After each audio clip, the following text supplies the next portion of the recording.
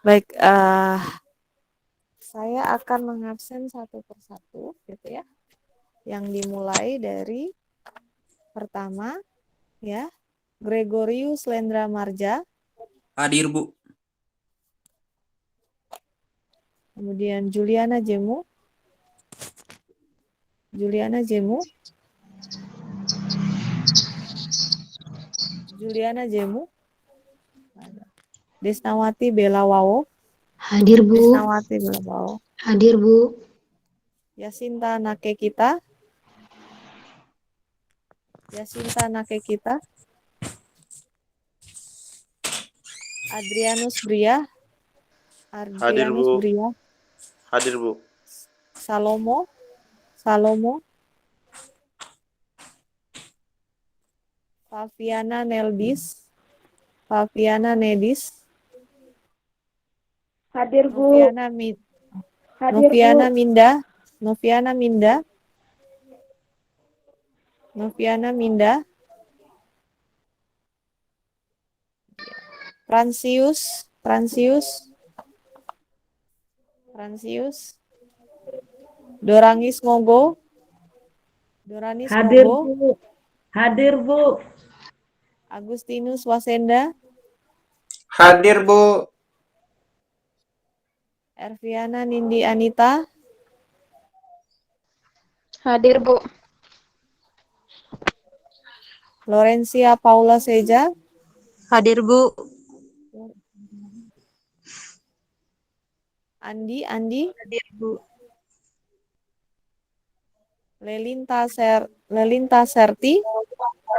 Hadir, Bu. Lelinta Serti. Ada, Bu.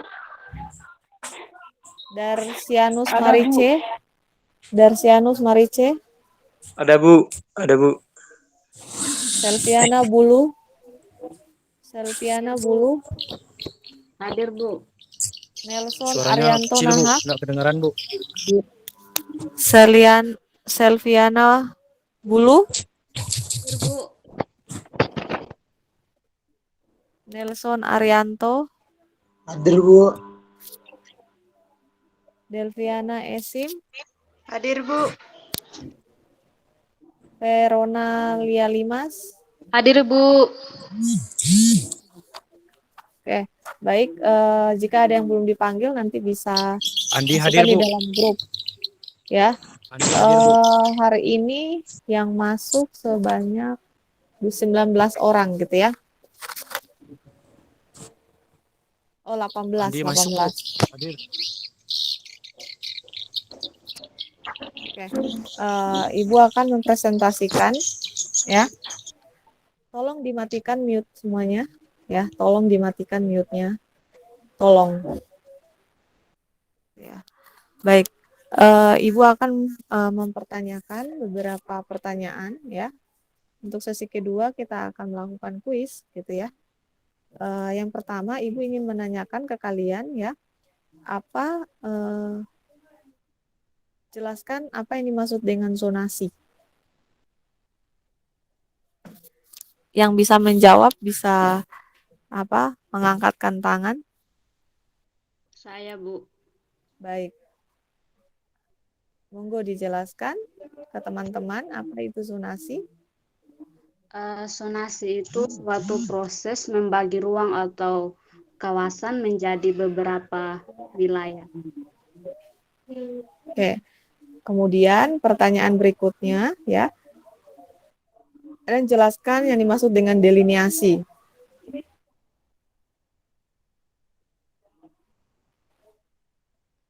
Maksud dengan delineasi.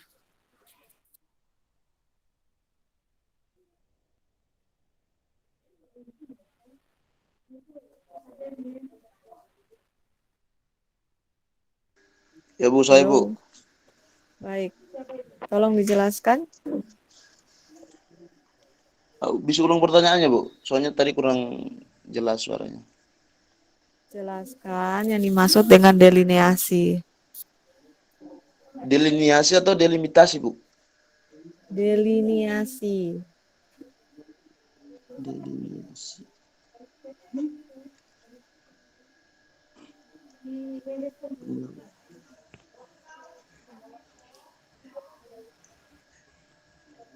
Ada yang bisa jawab? Bu. Saya, Bu. Baik, Ervina, monggo. Delineasi adalah Ervina. penggambaran atau pemetaan dengan menggunakan lambang. Coba kelihatan videonya kalian semua, tolong. Ini lagi kuliah, videonya dinyalakan semua, ya. Kenapa, Erviana? Dijelaskan ulang. Delineasi adalah penggambaran atau pemetaan dengan menggunakan lambang. Ada yang lainnya? Ada yang lainnya? Ada, Bu. Monggo, silakan. Delineasi adalah pola informasi yang terstruktur untuk menentukan arus pergerakan kendaraan agar para pengemudi bisa selamat selama di jalan, Bu. Itu delineasi. Ya, delineasi. Delineasi. Ada yang baca materi Ibu enggak? Ada yang baca materi Ibu enggak? Oke, next pertanyaan. Sebutkan ciri-ciri dari desa.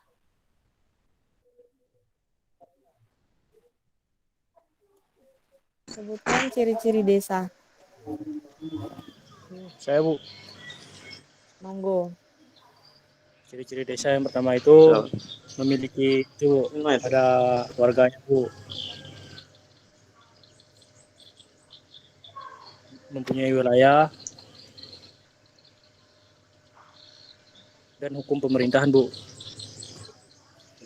Selain itu, Ciri-ciri desa.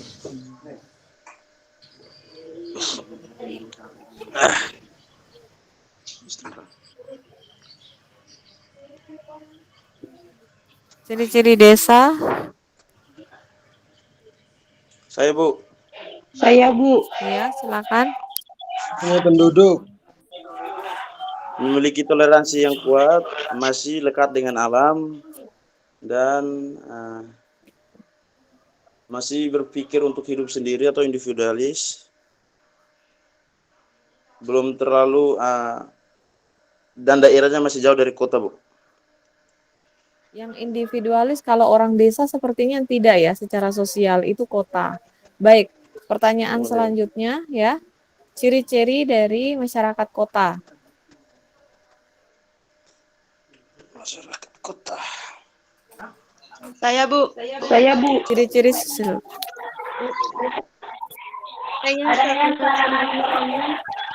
Saya, Bu. Ini yang menjawab tadi yang cewek atas nama ya Lelita tadi. Saya, Bu. Lelita tadi yang perempuan duluan. Lelinta ya tadi ya. Baik, Monggo Bu. silakan. Yang pertama ciri-ciri dari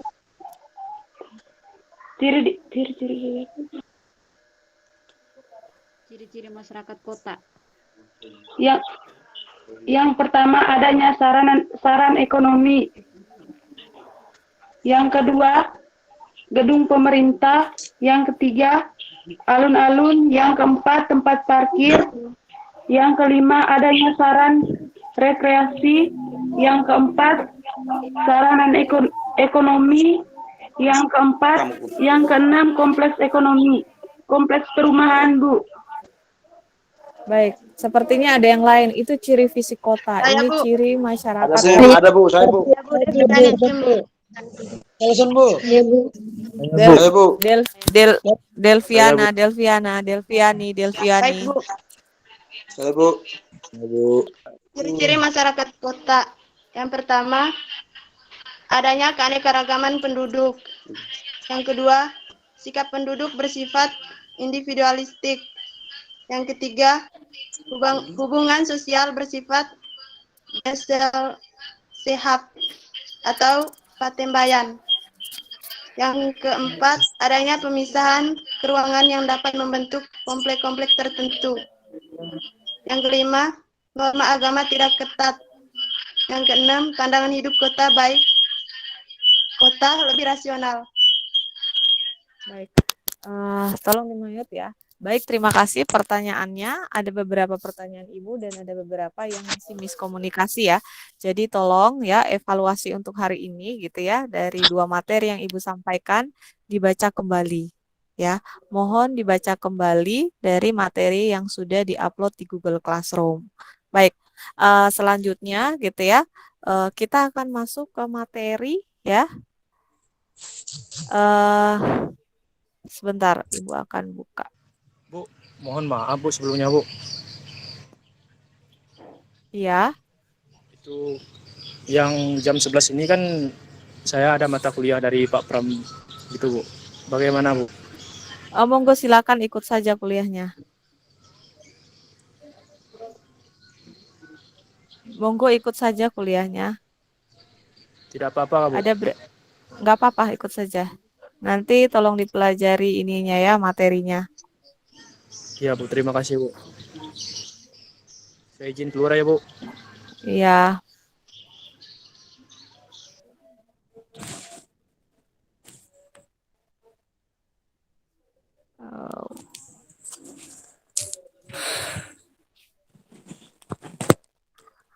Ini virus saja yang terlihat.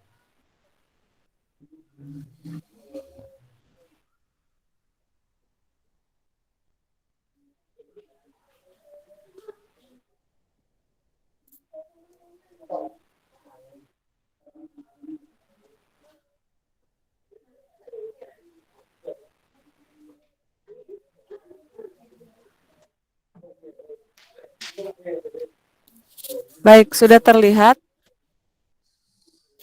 Sudah, Bu. Sudah, Bu. Oke.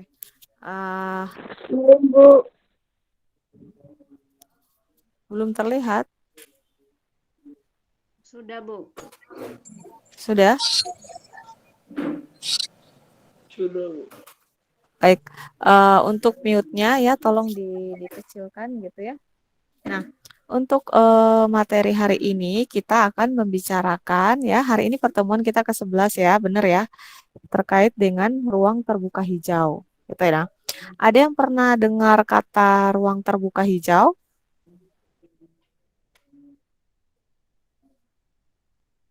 Pernah? Belum, Bu.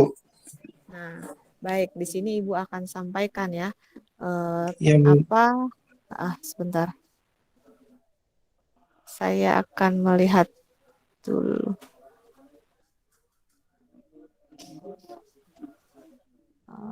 Sebentar.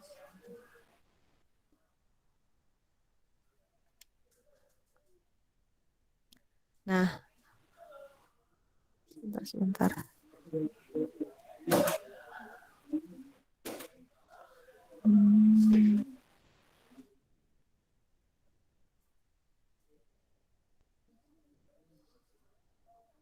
Nah, ruang terbuka hijau adalah ya area memanjang gitu ya atau jalur dan atau mengelompok yang penggunaannya ya lebih bersifat terbuka untuk tempat tumbuh tanaman baik yang tumbuh secara alamiah maupun yang sengaja ditanam. Ini berdasarkan Undang-Undang ya nomor 26 tahun 2007.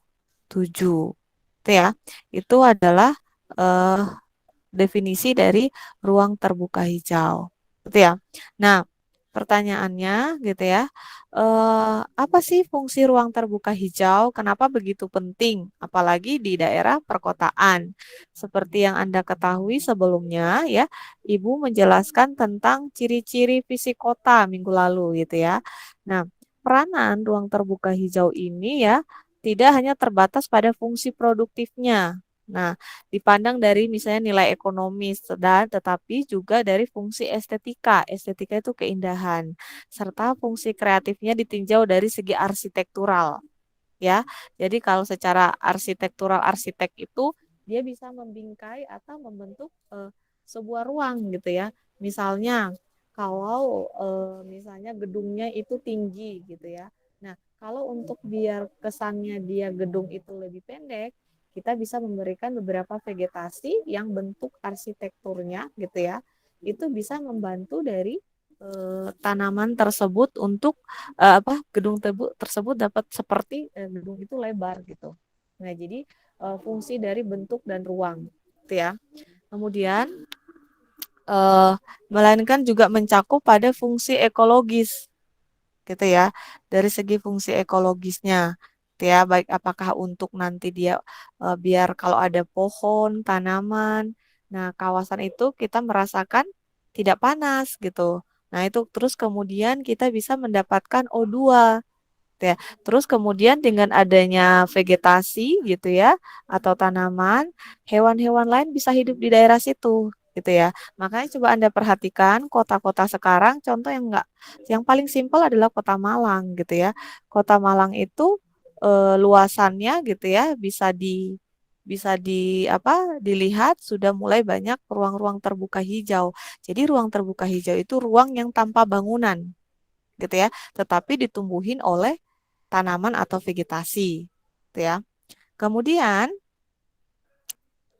sorry, eh, ruang terbuka hijau ini dari fungsinya ada beberapa. Yang pertama ada fungsi arsitektural, gitu ya. Tadi yang Ibu sampaikan, yaitu membingkai ruang, kemudian menciptakan batas-batas ruang, mengarahkan alur pandangan atau perjalanan, gitu ya, menghubungkan antara dua struktur bangunan atau ruang, kemudian melembutkan kesan kaku, ya, kesan kaku sebuah struktur bangunan, gitu ya. Kemudian memperkuat kualitas arsitektur bangunan. Itu adalah fungsi dari apa? Arsitekturnya. Terus kalau fungsi tekniknya ya. Dari fungsi tekniknya itu bisa mengatasi bahaya erosi, kemudian tanah longsor, memperbaiki struktur tanah, kemudian selain itu meningkatkan kemampuan peresapan air, kemudian mengatasi berlangsungnya proses heatland yaitu daerah yang panas ya. Kemudian pulau panas gitu loh. Dia seperti panas itu terkurung gitu. Coba kalau Anda di ruangan kemudian tidak ada jendela, ada terik matahari, kan itu rasanya panas di dalam ya. Nah, seperti itu. Kemudian mengarahkan atau mengendalikan aliran udara di dalam kota, mengatasi pemborosan energi, menjerap polutan tanah, kemudian memblokir kawasan beraroma tidak sedap, kemudian memblokir kawasan yang kurang estetis, maupun kawasan yang gaduh, gitu ya. Nah, selain itu, dari fungsi ruang terbuka hijau, kita melihat dari fungsi kenyamanan, gitu ya. Nah, dari segi kenyamanan, yaitu dapat menurunkan suhu udara kota, kemudian mengurangi sengatan sinar matahari, kemudian mengurangi apa dulu namanya silau sinar matahari, menyaring debu, gitu ya, dan polusi udara. Kemudian menyediakan udara segar. Jadi tiap pagi Anda bangun gitu ya, bisa mencium udara segar. Kemudian mengurangi suara bising atau gaduh. Kemudian menyehatkan secara psikologis gitu ya. Nah, selanjutnya adalah fungsi ruang terbuka hijau. Nah, secara ekologis, fungsi ini berkaitan dengan kemampuan vegetasi di dalam meningkatkan atau memperbaiki kualitas ekosistem kota. Jadi, dengan adanya ruang terbuka hijau ini yang ditumbuhi oleh vegetasi atau tumbuhan, ya, dapat memperbaiki kondisi sebuah kota, gitu ya. Kemudian, eh, kita juga secara ekologis bahwa ketika apalagi ada hutan kota, ada taman gitu ya di dalam kota. Nah, itu ketika sudah tercipta satu kehidupan, di situ ada pohon, di situ ada burung gitu ya. Nah, itu tidak ketika hilang, misalnya kita hilangkan menjadi bangunan, itu sulit untuk dikembalikan. Gitu ya. Nah, kemudian fungsi sosial ekonomi, Bu, ada nggak fungsi sosial ekonominya? Ada, sebagai wadah kegiatan sosial bagi warga kota. Kemudian ada kegiatan ekonomi di dalamnya ketika misalnya ada RTH, kebanyakan orang suka olahraga, rekreasi, seperti itu. Kemudian memiliki nilai kebanggaan bagi kota dan warganya. meningkatkan pendapatan daerah. Kemudian menghemat biaya energi listrik. Kok bisa, Bu? Bisa, karena misalnya dengan adanya udara dingin, rumah Anda mungkin sudah tidak mau pasang AC gitu kan. Itu bisa menghemat energi. Kemudian bentuk dan struktur ruang terbuka hijau gitu ya. Nah, kita ketahui bahwa kalau kita, Bu, caranya bagaimana kita membuat sebuah ruang terbuka hijau? Jadi kita juga harus melihat jenis vegetasi, kemudian ada fungsinya sebagai konservasi, sebagai ekologis dan kepentingan khusus, gitu ya. Jadi kalau kita, Bu, kalau membuat ruang terbuka hijau, kira-kira itu untuk jenis vegetasinya bisa sembarangan nggak, Bu? Bisa apa aja nggak? Enggak, jadi ada tergantung apakah itu ruang terbuka hijau untuk jalan raya, apakah ruang terbuka hijau itu untuk sebuah taman atau kota gitu ya. Kemudian ada klasifikasi ruang terbuka hijau ya, ada klasifikasi ruang terbuka hijau. Jadi di setiap negara itu berbeda-beda ya. Setiap negara berbeda-beda. Apakah ada yang Anda bisa lihat di slide ya? Coba tolong dinyalakan videonya. Ada masih lihat? Lihat, Ya, Bu. di slide ini bisa terlihat ya, Singapura, kemudian Baltimore, Chicago, San Francisco, Washington, Amsterdam, Geneva, Paris, Stockholm. Nah, ini berbeda-beda. Itu ya. Jadi Indonesia berapa? Nah, Indonesia itu punya standar bahwa untuk ruang terbuka hijau gitu ya, satu kota itu sebanyak sekitar 30% dari luas wilayah. Gitu ya. Kalau Singapura itu, kenapa Singapura itu menjadi satu negara yang maju? Karena memang mereka sangat memperhatikan yang namanya ruang terbuka hijau. Di mana di sini kita lihat yang nomor 1 ini, Singapura itu sekitar 7 meter persegi per orang, per jiwa. Jadi setiap orang punya layak standar harus memiliki ruang terbuka hijau standarnya 7 meter persegi. Ya, 7 meter persegi. Oke, nah selain itu ada beberapa klasifikasi ruang terbuka hijau gitu ya. Nah di sini kita lihat ada RTH di lokasi perumahan, ada RTH di bagian kota atau quarter green space, kemudian ada RTH di wilayah kota, kemudian ada RTH kota atau town green space. Nah di sini itu ada bermacam-macam luasan. Kalau RTH di lokasi perumahan sekitar 50 sampai 5.000 meter persegi, jarak tempuh misalnya 250 meter. Jadi kalau misalnya ruang terbuka hijau di lokasi perumahan seperti ini loh, Taman Merjosari, itu disebut taman lingkungan. Ya. Jadi itu dari rumah Anda itu sekitar maksimal 250 meter. Gitu ya. Kemudian luasan taman itu, ruang terbukanya itu 50 sampai 5.000 meter persegi. Nah, begitu juga yang selanjutnya. Bagian kota, bagian wilayah, kemudian RTH kota. Jadi ada standarnya. Ini adalah standar yang sudah diperhitungkan yang berfungsi sebagai ekologi, berfungsi secara fisik, berfungsi secara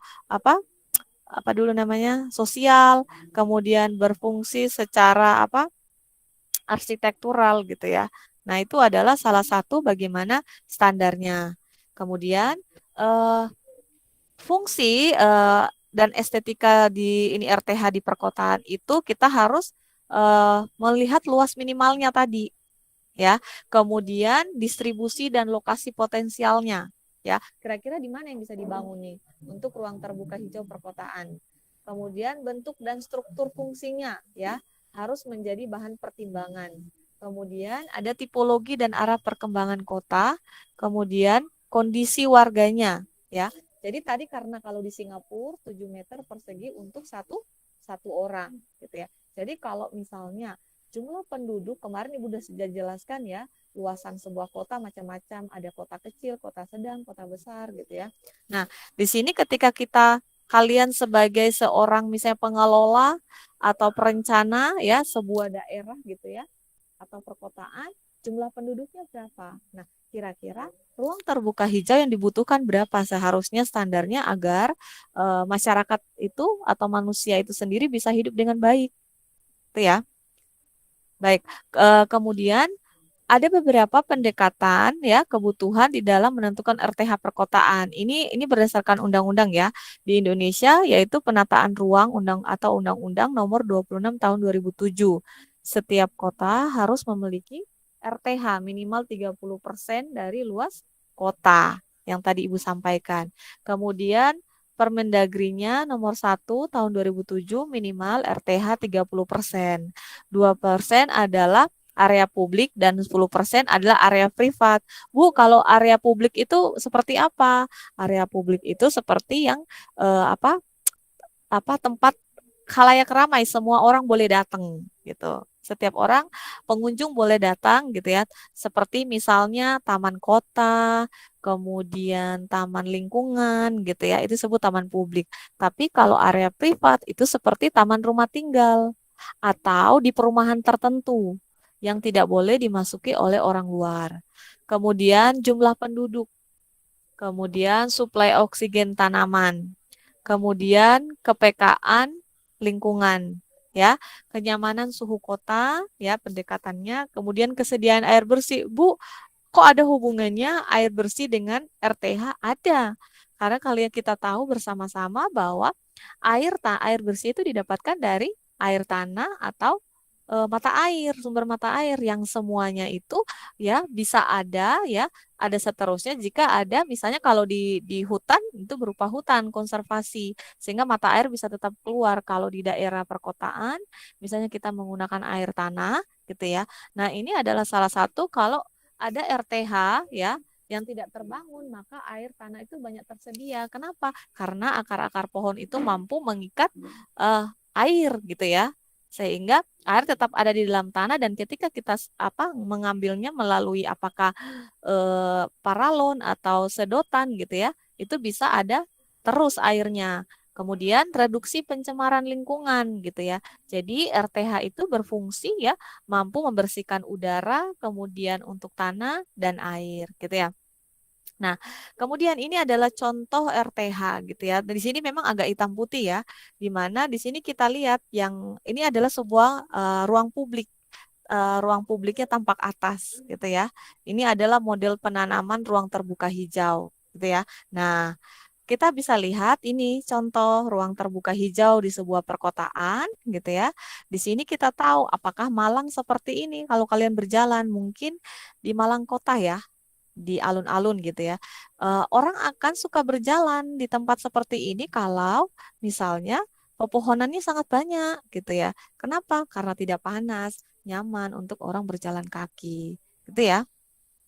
Dan kemudian ini ada juga ukurannya, Bu. Kalau nanam begini untuk berfungsi sebagai ruang terbuka hijau, ini adalah landscape jalan atau streetscape gitu ya. Nah, di sini ada ukuran-ukurannya, ada aturannya berapa antara pohon dengan pohon ini berapa, Bu. Nah, itu ada aturannya gitu ya.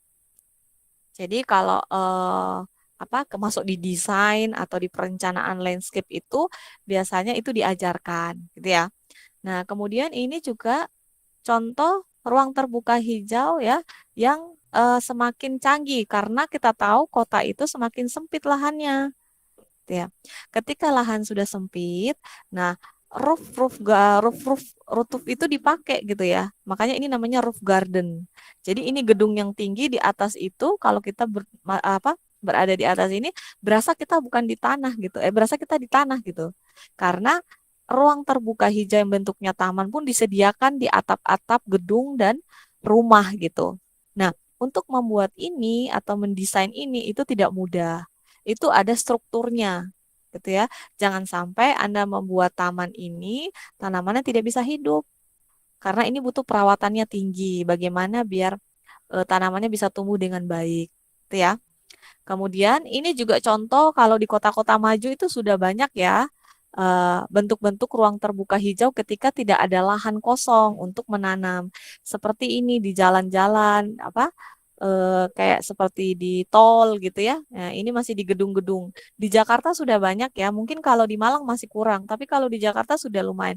Kalau Singapura kota maju di luar negeri, wah Itu semuanya sudah memperhatikan ini. Jadi kalian kalau mau istirahat, misalnya ada kerja jam istirahat, tidak perlu ke bawah gitu ya. Cukup Anda naik ke atas, di balkon atas atau teras atas, gedung-gedung itu sudah ada tersedia ruang terbuka hijau berupa taman, roof garden gitu ya.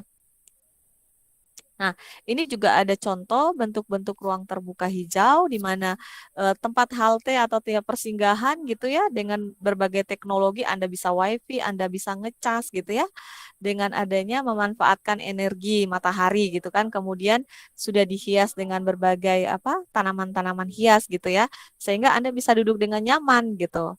Walaupun Anda sudah berjalan capek gitu, misalnya tiba-tiba ada halte, Anda ingin duduk gitu ya. Nah, itu bisa. Nah, di kota-kota besar, di kota-kota maju itu sudah banyak seperti ini. Nah, kemudian ini adalah contoh ya, di slide ini adalah contoh bagaimana bentuk RTH yang secara aplikatif ya didesain sedemikian rupa sehingga bagaimana misalnya di sini orang duduk tapi di bawahnya itu ada air nih. Nah, airnya ini bisa digunakan untuk menyiram tanaman. Dan kalau hujan, air pun bisa turun ke bawah lagi, gitu ya. Ini sudah sampai seperti ini loh, ya. Bagaimana ruang terbuka hijau digunakan di bagian mana saja, gitu ya. Yang bisa, karena gini, semakin sempit ruang itu, maka semakin kreatiflah manusia untuk mencari akal melalui ilmu dan teknologi untuk dikembangkan. Nah, ini juga contoh bentuk-bentuk ruang terbuka hijau, apakah dia taman, apakah dia di pinggir sungai gitu ya, apakah dia di tepi danau gitu ya, atau di pinggiran jalan gitu ya. Ini adalah berbagai macam jenis bentuk RTH yang disiapkan atau dikembangkan di sebuah daerah, wilayah atau perkotaan. Biasanya kan di daerah-daerah kota ya. Jadi ini adalah ruang terbuka hijau. Oke. Baik, dengan demikian bahwa ruang terbuka hijau memang adalah sekumpulan ya tanaman ya atau di mana ruang tersebut tidak dibangun oleh bangunan tetapi adalah non bangunan yaitu berupa vegetasi atau tanaman atau emang harus vegetasi Bu, tidak harus. Misalnya dia rumput tapi dia cuma lahan terbuka gitu. Misalnya sawah itu pun adalah RTH ya. Sawah yang ada di perkotaan itu menjadi ruang terbuka hijau. Nah, ini yang biasanya mahasiswa arsitektur landscape atau jurusan arsitektur landscape dalam mendesain atau merencanakan sebuah kota ya, sebuah wilayah, sebuah kawasan yang aman, nyaman dan fungsional dan estetika. Gitu ya. Jadi ruang terbuka hijau itu adalah bagian dari kawasan perkotaan atau kawasan bagian wilayah tertentu gitu ya. Yang kalau di Indonesia menurut Undang-Undang Nomor 26 Tahun 2007 memang ya diperuntukkan RTH. Kenapa? Karena yang tadi Ibu jelaskan yang fungsinya ada macam-macam ya. Baik, dengan demikian sebelum Ibu akhiri materi, Ibu mau tanya yang tadi penjelasan Ibu. Kira-kira ruang terbuka hijau ada berapa fungsinya tadi? Ada yang masih ingat? Halo? Halo? Iya, Bu. Ada yang masih ingat tadi fungsi ruang terbuka hijau? 5, Bu. Ya, halo Bu. Ya, Ya, apa saja? Ada yang bisa sebutkan, nge-review tadi yang Ibu jelaskan, ada berapa fungsi dari ruang terbuka hijau?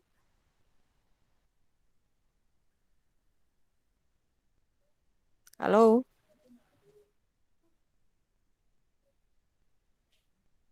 Halo?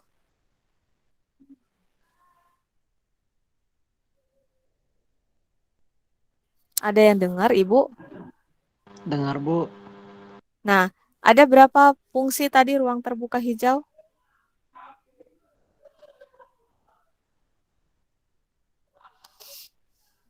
Ada yang masih ingat enggak tadi?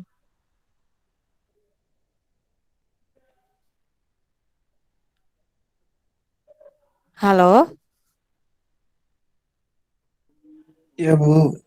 Ada yang ingat enggak tadi fungsinya?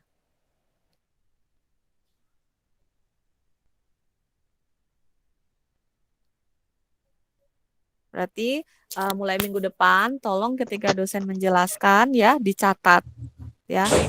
Makanya saya mengatakan kalau kuliah itu videonya itu dimunculkan karena kita tidak tahu dosen itu tidak tahu mahasiswa ini mendengarkan dengan baik ya, kemudian mencatat atau tidur atau pergi gitu ya. Baik, dengan demikian materi saya akhiri di sini gitu ya. Tadi tolong dipelajari, Ibu akan mengupload di Google Classroom materi untuk hari ini. Dengan demikian ya, ucapkan terima kasih sampai kita ketemu minggu depan ya. Tolong dipelajari materinya. Ya, Bu.